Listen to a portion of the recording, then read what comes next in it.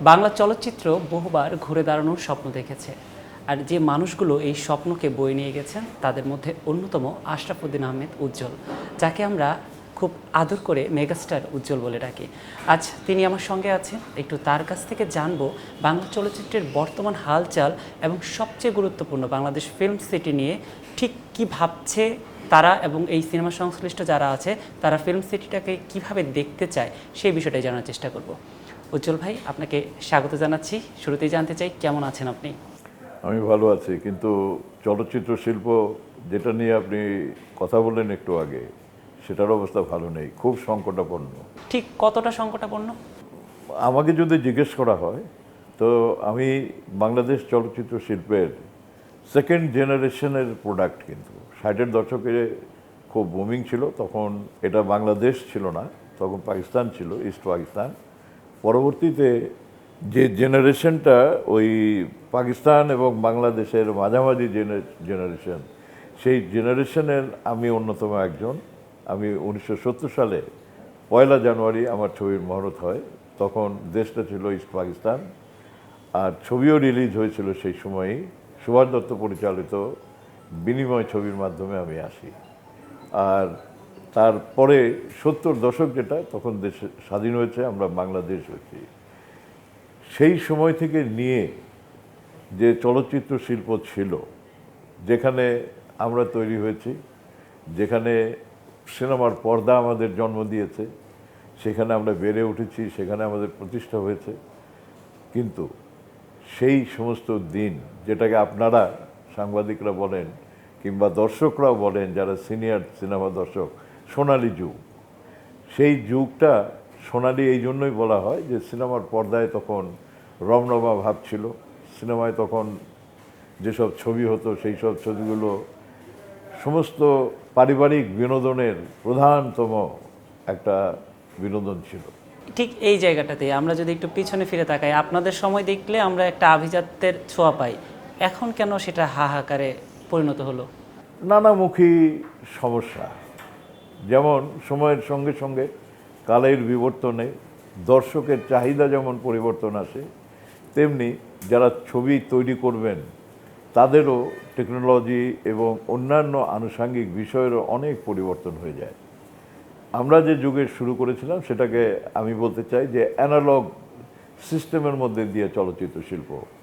এখন সেই অ্যানালগ সিস্টেমটা কিন্তু কারিগরি দিকটা হয়ে গেছে ডিজিটালাইজেশন, এবং এই যে ইনফরমেশন টেকনোলজির যে একটা বিপ্লব ঘটে গেছে বিশ্বব্যাপী, সেটারই প্রভাবটা এসে চলচ্চিত্র শিল্পের উপর পড়েছে। সুতরাং সেটার সঙ্গে যদি তাল মিলিয়ে চলতে হয়, তাহলে পরে সেখানে এখন যেমন অ্যানালগ সিস্টেমে আমরা যেখানে ঠেকেছি সেখানে শিখেছি, এখন ওই ঠেকে শেখার দিন শেষ। এখন আপনাকে শিখে কাজ করতে হবে, আর ঠেকে গেলে পরে সেইটা আপনাকে সাহায্য সহযোগিতা করবে আপনার চাইতে জ্ঞানী গুণী যারা আছেন, তারা সেখানে আপনার সাহায্যে এগিয়ে আসবে।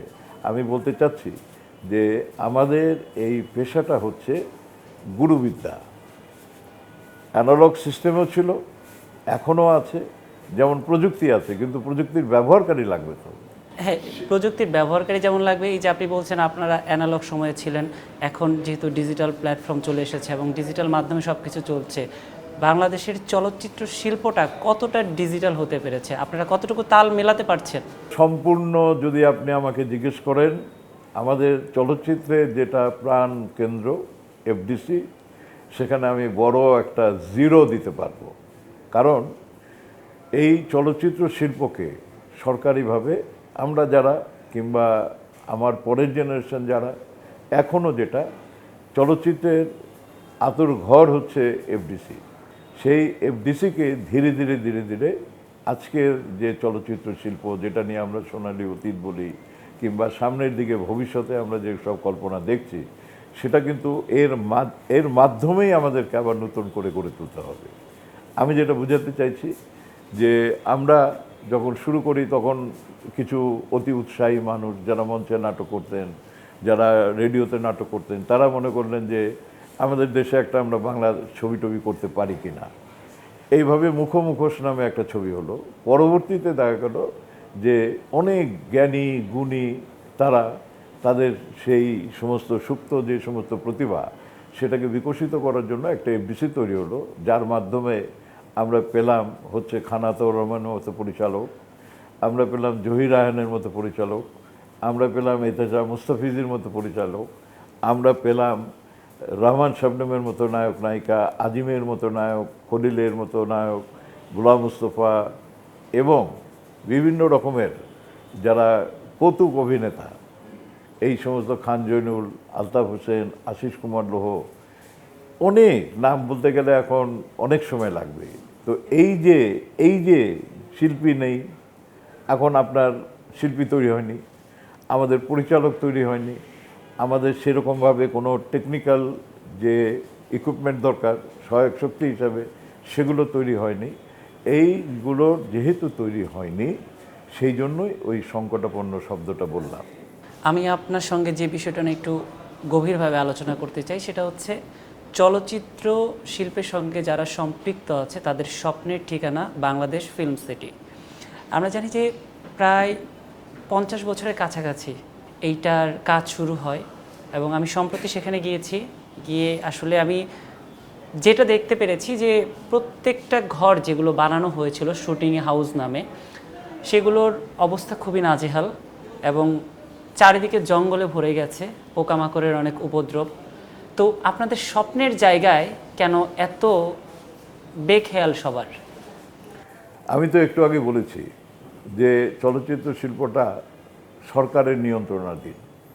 আমরা যারা চলচ্চিত্রের সঙ্গে কাজ করি, আমাদের মূল কাজটা কি? মানুষকে স্বপ্ন দেখানো, যেটা মেক বিলিভ করানো, যেটা সত্য নয় সেটাকে আমরা এমনভাবে উপস্থাপন করি যেটা দেখে দর্শক মনে করে যে এটা সত্যি, দর্শক কান্দে, দর্শক আবেগ আপ্লুত হয়, দর্শকের মধ্যে প্রেম ভালোবাসা জেগে ওঠে, দর্শকের মধ্যে যখন ভিলেন আর হিরো মারামারি করে হাততালি পড়তে থাকে, এই সবটাই যখন লাইট জ্বলে যায়, জ্বলার পরে দেখা গেল যে এটা একটা পর্দা।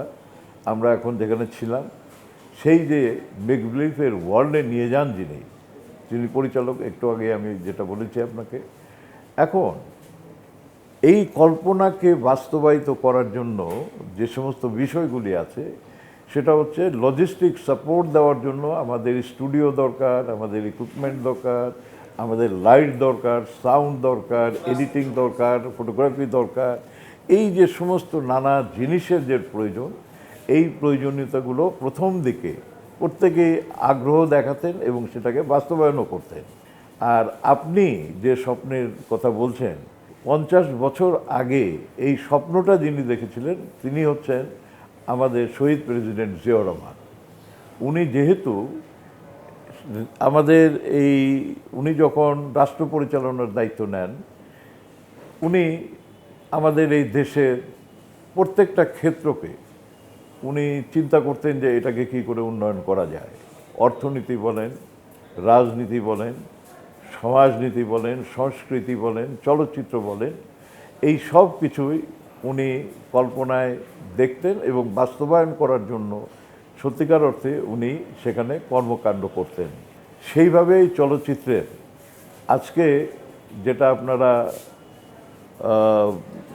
জানেন যে জাতীয় চলচ্চিত্র পুরস্কার, এটা উনি যেটা মনে করতেন যে একজন শিল্পী তার জীবনের সবচাইতে বড় অর্জন যেটা হয় সেটা হলো সম্মান। উনি এই শিল্পীদেরকে সম্মানিত করার জন্য উনি তখন জাতীয় চলচ্চিত্র পুরস্কার, স্বাধীনতা পুরস্কার, এই সমস্ত কিছু একজন শিল্পীকে সম্মানিত করলে সে অনুপ্রাণিত হতো। এরপরে আমরা দেখতে পাই যে চলচ্চিত্রের ক্ষেত্রে অনুদান, এই অনুদানটার কনসেপ্ট ওনার হচ্ছে যে যারা বাণিজ্যিকভাবে ছবি তৈরি করেন তাদের তো এন্টারপ্রেনারের অভাব নেই, কারণ হচ্ছে তারা প্রযোজক পাবেন, লগ্নিকারক পাবেন, তারা ব্যবসা করতে আসবে, দর্শকের পয়েন্ট অফ ভিউ থেকে সমস্ত বিনোদনমূলক ছবি করবে, সেই ছবিটা দেখে এই ব্যবসা হবে এবং সেখানে লস অ্যান্ড প্রফিটের একটা বিষয় থেকে যায় অর্থনীতির যেটা। কিন্তু যারা ক্রিয়েটিভ, যারা নিজেদের চিন্তা চেতনাকে চলচ্চিত্রের পর্দায় নিয়ে আসবেন এবং সেখানে দর্শকে মেসেজ দিবেন, একটা দেশ গঠনের একটা কনসেপ্ট উনি তুলে ধরবেন, কিংবা একটা ঐতিহাসিক আমাদের মুক্তিযুদ্ধকে তুলে ধরবেন। এখন ওই জাতীয় ছবিকে নির্মাণ করার জন্য যাদের প্রতিভা আছে, এটাকে বিকশিত করার জন্য তো নর্মালি ফান্ড লাগবে। তো সেই ফান্ডটা যেহেতু সাধারণ যারা ইনভেস্টর তারা দিবে না, সেই কারণে সরকারের তরফ থেকে তাদেরকে সাপোর্ট করার জন্য ফাইন্যান্সিয়ালি এই অনুদানের কনসেপ্টটা উনি করেন এবং সেটাকে বাস্তবায়ন করেন।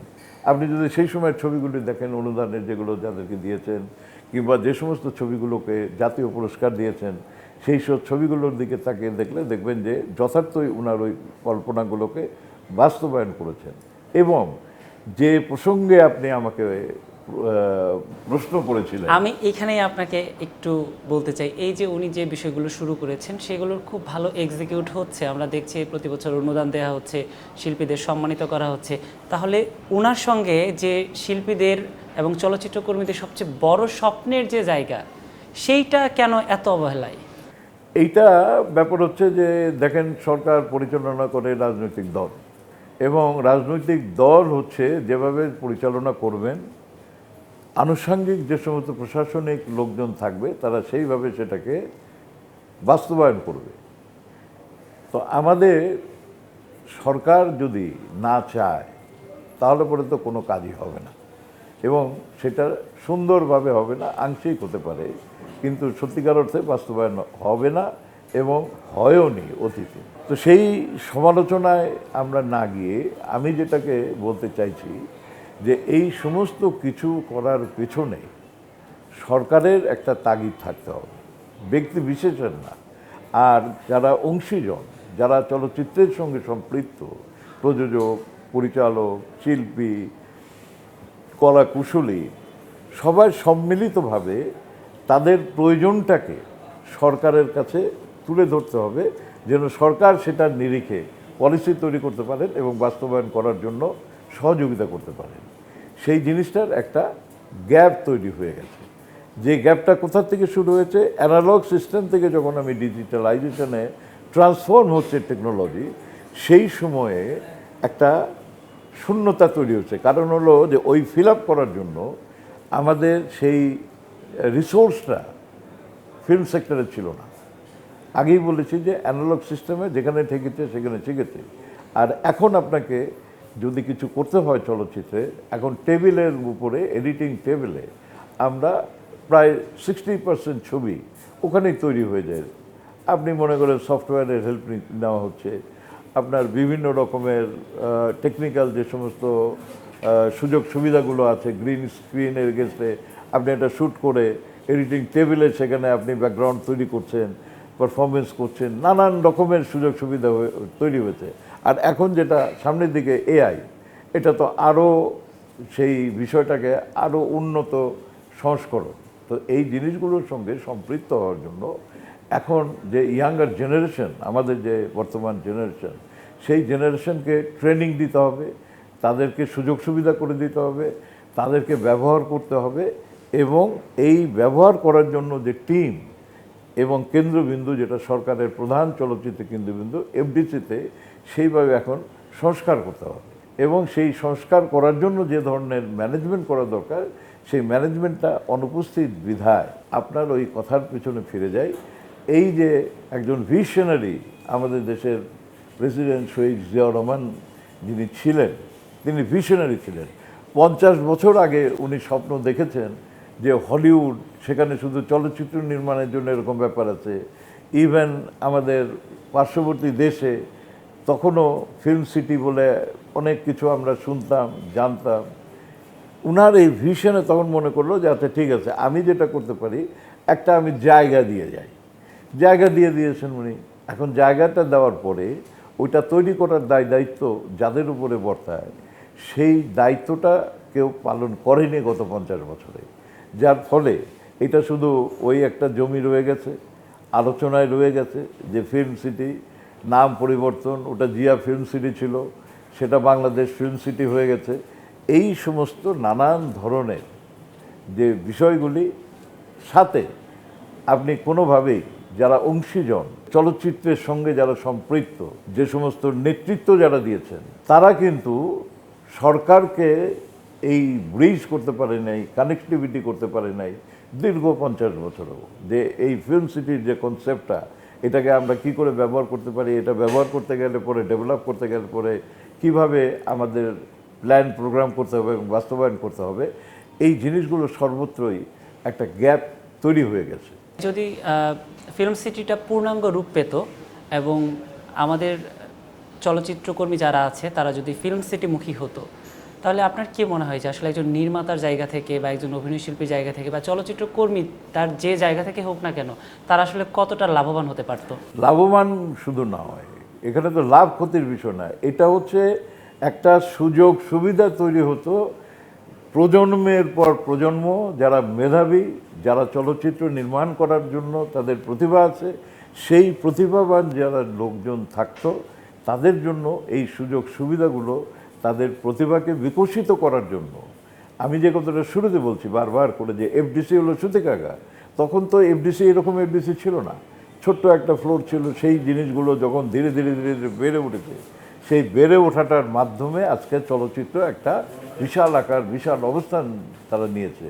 ঠিক একইভাবে এই ফিল্ম সিটি যখন তৈরি হবে, এটাতে অনেক ফিজিবিলিটি আছে। তো আমরা যখন মানে ছোট ছিলাম, তখন আমরা হলিউড সম্পর্কে শুনতাম, সেই সমস্ত হলিউডে যেখানে বড় বড় ছবি হতো, সেই সব ছবির সেট টেটকে রক্ষণাবেক্ষণ করা হতো, মানুষ হলিউডে গিয়ে টিকিট করে ওই সমস্ত শুটিংয়ের জিনিস দেখতে যেত।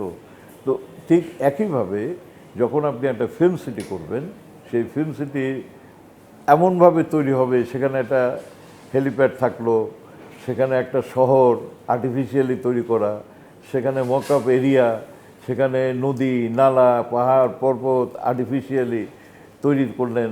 এবং এটা এখনকার সময় তো আরও সুযোগ সুবিধা সমৃদ্ধ হয়েছে, যে আর্কিটেকচারাল একটা প্ল্যান করে হোল জিনিসটাকে আপনি একটা সুন্দর, যদি মনে করেন টাইপের এন্টারটেইনমেন্টের একটা জায়গা, যেখানে শুটিংও হবে, দর্শক সেখানে ওই শুটিংয়ের স্পট দেখার জন্য সেখানে যাবে, এবং একটা স্বপ্নের একটা জায়গা, যেখানে ঢুকলেই মনে হবে যে বাংলাদেশের বাইরে আমি একটা স্বপ্নপুরীতে চলে আসলাম।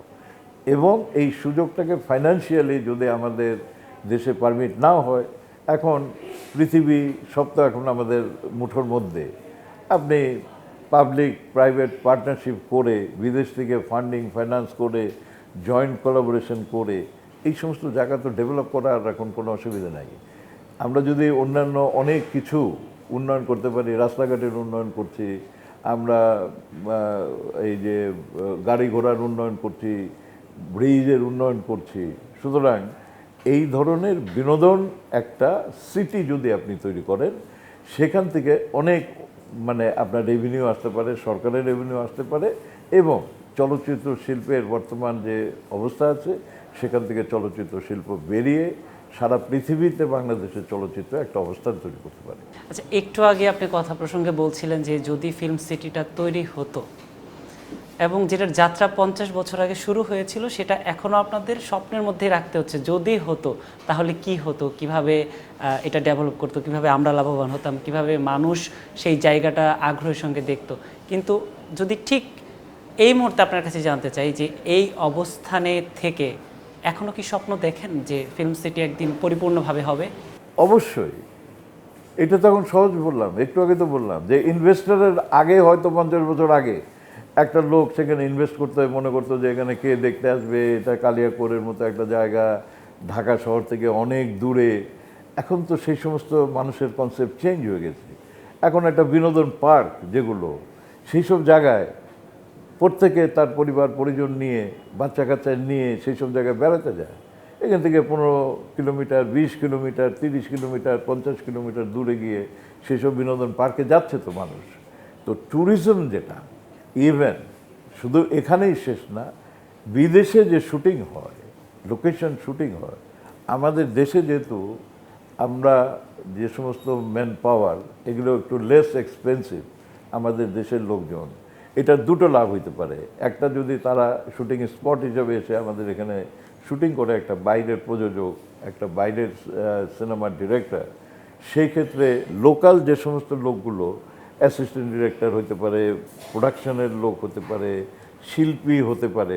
এরা যখন তাদের সঙ্গে ইন্টারাক্ট করবে, কাজ করবে, তখন তারাও কিন্তু বর্তমান সময়ের যে কারিগরি দিকটা, কি করে বড় বড় ছবি হচ্ছে, সেই ছবিগুলো সম্পর্কে তাদের একটা নলেজ বেসড কানেক্টিভিটি তৈরি হবে, যেটা লোকাল যারা ফিল্ম ইন্ডাস্ট্রির লোকজন সেটা যেমন হবে, প্লাস আপনি এইটাকে কমার্শিয়ালি যখন রেন্ট আউট করবেন, যখন এটাকে ব্যবহার করবে, সেখানে definitely good revenue also will add economically. তো সুতরাং এই জায়গাটাকে ডেভেলপ করার জন্য এবং এইটাকে সত্যিকার অর্থে ব্যবহার করার জন্য, যেটা হয়ে গেছে হয়ে গেছে, অতীতকে নিয়ে বসে থাকলে তো হবে না, আমাদেরকে সামনের দিকে দেখতে হবে। সেই জন্যই বলছি যে এখনও এই সুযোগ রয়ে গেছে, যদি সেই ধরনের কনসেপ্ট আমরা ফিল্মের সঙ্গে যারা জড়িত, বর্তমানে এই দশাতেও তো কিছু কিছু ছবি তৈরি হচ্ছে, সেই ছবির লোকগুলো, শিল্পীগুলো কেউ এফডিসির মধ্যে কেউ আসে না, আমাদেরকে এফডিসির মধ্যে তাদের কর্মকাণ্ডগুলোকে নিয়ে আসতে হবে এবং তাদের মাধ্যমে আমাদের সরকারের কাছে উপস্থাপন করতে হবে কি কি সুযোগ সুবিধা আমাদের এখন নেই। তার মধ্যে স্বাভাবিকভাবে ফিল্ম সিটির কথাটা আসবে। ফিল্ম সিটির কথাটা আসলে পরে এটাকে ডেভেলপ করতে হবে। ডেভেলপ করার জন্য যে অর্থনৈতিক যে বিষয়টা আছে, সেটা এখন মনে করেন প্রাইভেট পাবলিক পার্টনারশিপে এটা ডেভেলপ করা যেতে পারে। সুন্দর করে যদি একটা বিনোদনমূলক একটা স্পেস অত বড় জায়গায় তৈরি করা যায়, তাতে যেরকম ফিল্মের শুটিং হতে পারে, জনগণ সেখানে বেড়াতে যেতে পারে, বিনোদন পার্কের একটা ইফেক্ট হতে পারে, যেখানে সব কিছুর একটা সমন্বিত প্রয়াস সেটা হতে পারে। খালি এইটুকু এফডিসিতে অ্যাড করলে হবে না। আমি এখন মনে করি যে এফডিসির দুটো অংশ থাকতে হবে। একটা অংশ হলো কন্টেন্ট তৈরি করার জন্য, যেটার জন্য এফডিসি তৈরি হয়েছিল, আর এখন ডিজিটালাইজেশনের কারণে আমাদের মার্কেটিংটা খুব সহজ হয়ে গেছে। সারা দেশে আমাদের সিনেপ্লেক্সের যে কনসেপ্ট, সেই কনসেপ্টে যদি আমাদের 100টা সিনেপ্লেক্স সারা দেশব্যাপী হয়, সেই সমস্ত জায়গাগুলিতে যদি সরকারের কিছু ফান্ডিং থাকে, ফাইন্যান্স থাকে, লেস যেরকম অন্যান্য গার্মেন্টস করার জন্য, অন্যান্য ইন্ডাস্ট্রি করার জন্য সরকারের অনেক সহযোগিতা থাকে, সেগুলো যদি করে দেওয়া যায় এবং সেইভাবে যদি সিনেপ্লেক্স তৈরি হয়, এফডিসি আগেও যেভাবে সহযোগিতা করতো একজন প্রযোজককে, একজন ইনভেস্টরকে, এখনও সেভাবেই তারা সহযোগিতা করতে পারে। যখন একটা ছবি নির্মাণ হচ্ছে, একটা স্পেসিফিক অ্যামাউন্ট দিয়ে কাজ শুরু করলো, ছবিটা নির্মাণ পর্যায়ে সব কিছু ক্রেডিট ফেসিলিটিতে পেয়ে গেল, সেন্সর হওয়ার পরে সেইটাকে এখন মার্কেটিংও এফডিসির নিয়ন্ত্রণে, যদি এই যে সিনেপ্লেক্সগুলির যদি নিয়ন্ত্রণ সরকারিভাবে এফডিসির থাকে, সেই ক্ষেত্রে এফডিসি এবং ইনডাইরেক্টলি সরকার, তাহলে পরে সেই ছবিটাকে সে মুক্তি দিয়ে তার যে ক্রেডিট পাওনা একটা লোকের কাছে, সেইটা যে রেভিনিউটা আসবে, তার পাওনাটাকে সে অ্যাডজাস্ট করলো, অ্যাডজাস্ট করার পরে তখন সে ছবিটা তার নিয়ে গেল, তারপরে সে যেখানে গিয়ে মার্কেটিং করা দরকার করলো। এইভাবে যদি একটা এখন চেইন তৈরি করে দেওয়া হয়, ইনভেস্টরও আসবে, কর্মকাণ্ড বাড়বে, প্রত্যেকেই তখন যেভাবে আমাদের এই ইন্ডাস্ট্রিটা বেড়ে উঠেছে।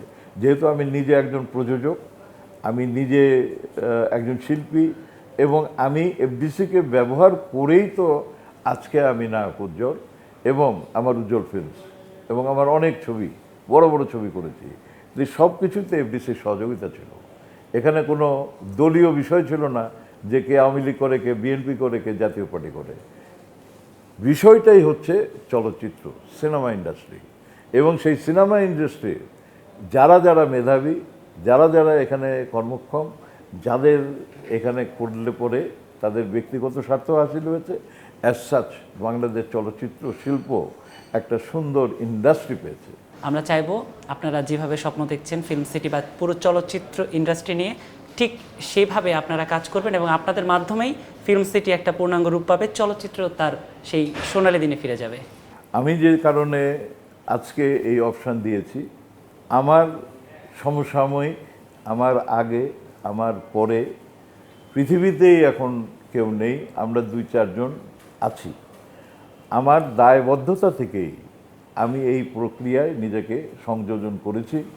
আমি মনে করি যে এই চলচ্চিত্র শিল্প যেহেতু আমাকে দিয়েছে, সুতরাং এই চলচ্চিত্র শিল্পের আজকের যে অবস্থানটা, সেই অবস্থানটাকে যদি একটা সুন্দরভাবে অন্তত শেষ করতে না পারি, শুরু করে দিতে যদি পারি, আমার দৃঢ় বিশ্বাস যে পরবর্তী প্রজন্ম যারা আসবে, যারা নেতৃত্ব দিবে, যারা অভিনয় করবে, যারা পরিচালনা করবে, যারা প্রযোজনা করবে, যারা সিনেমা হল তৈরি করবেন, তারা সবাই এর সুফল পাবেন।